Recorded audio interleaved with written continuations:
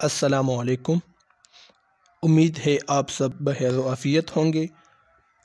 आज के इस लेक्चर में हम सआदत हसन मंटो की अफसाना निगारी पर बात करेंगे।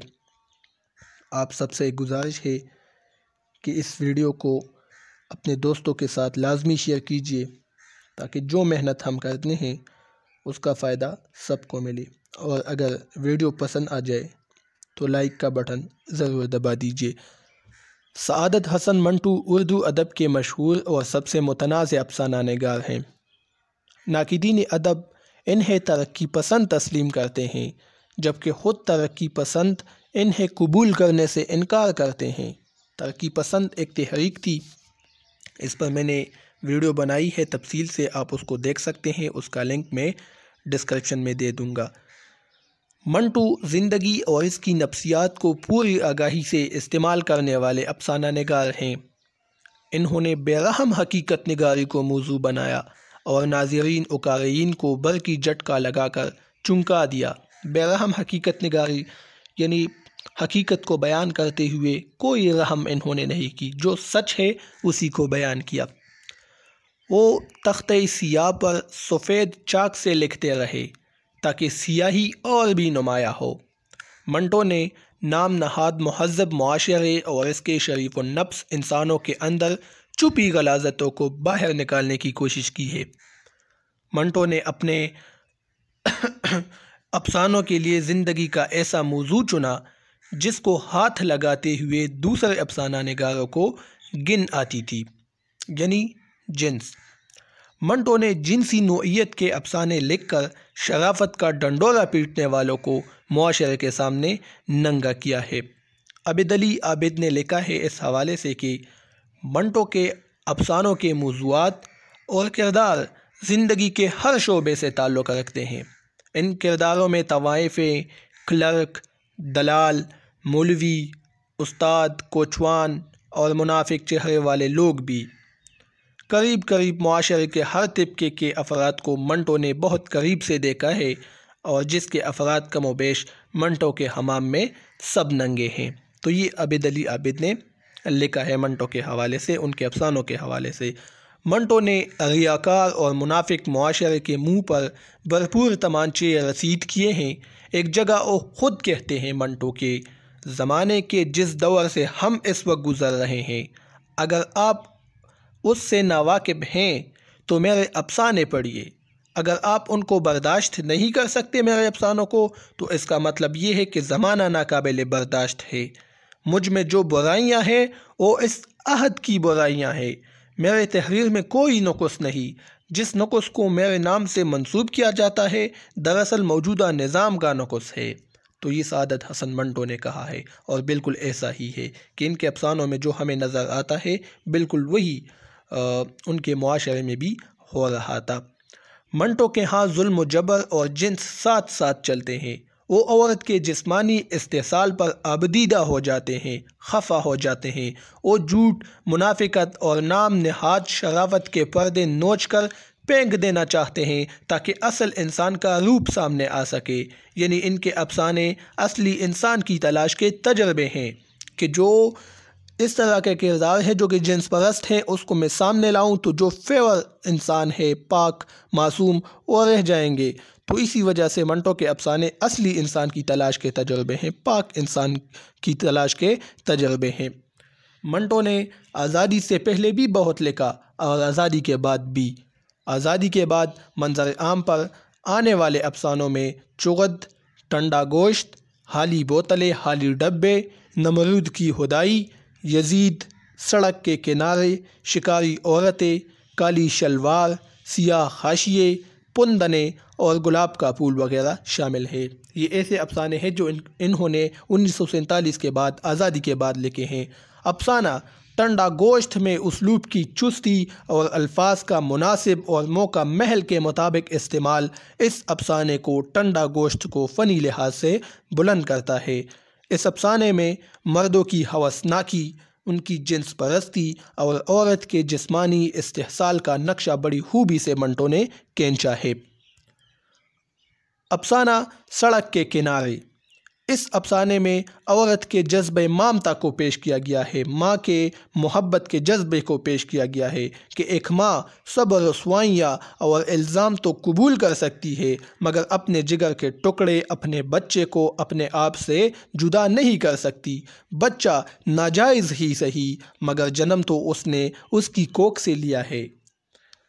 अफसाना सोकेंडल पावर का बल्ब तवाइफ की मजबूरी की कहानी सुनाता है कि मुआशरे में जिन्स की तलब इस कदर बढ़ चुकी है कि तवाइफ को एक घड़ी की नींद भी मुयस्सर नहीं, और आखिर में तवाइफ नींद की शिद्दत से तंग आकर एक मर्द का सर पोड़कर लंबी तान कर सो जाती है।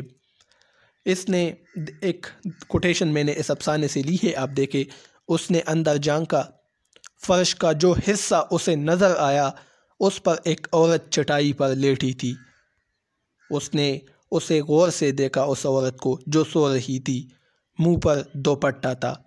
उस औरत से कुछ दूर नंगे फर्श पर एक आदमी पड़ा था जिसका सर पाश पाश था, टुकड़े टुकड़े था, पास खून आलूद ईंट पड़ी थी।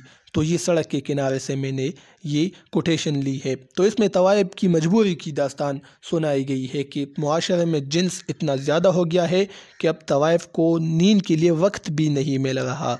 ठीक है, मंटो ने ऐसी औरतों की कहानियाँ भी तहरीर की हैं जो जिनसी तस्कीन की राह में किसी शर्म हया और मुआशरती कवायद ज़वाबित और अक़दार को भी खातिर में नहीं लाती।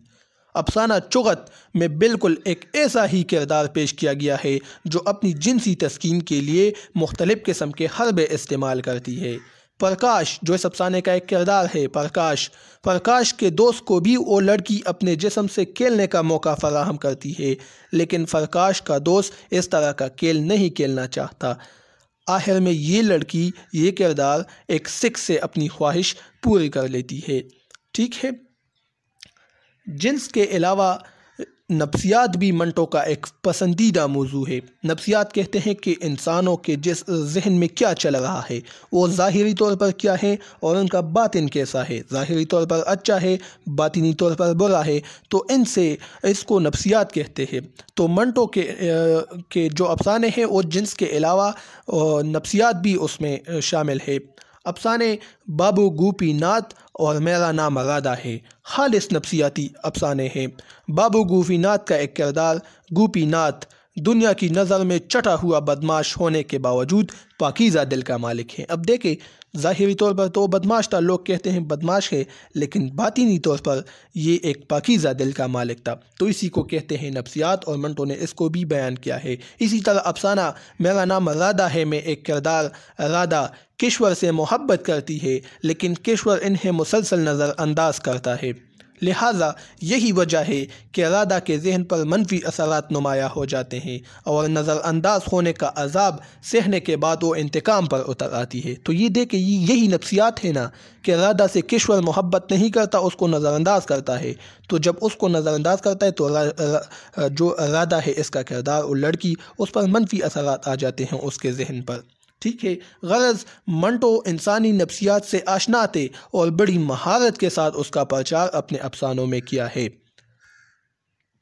मंटो ने वतन से मोहब्बत और अंग्रेज़ दुश्मनी पर भी बेशुमार अफसाने तहरीर किए हैं। अफसाना तमाशा वाक़या जलियांवाला के पस मंज़र में लिखा गया है। वाक़या जलियांवाला अब सबको मालूम है। जनरल डायर ने जो फायरिंग की थी खुलेआम इंसानों पर, जो वहाँ पर जलसा था जलियांवाला बाग में, और वहाँ पर जो खून की होली की ली गई, तो ये अफसाना उसी के पस मंज़र में लिखा गया है।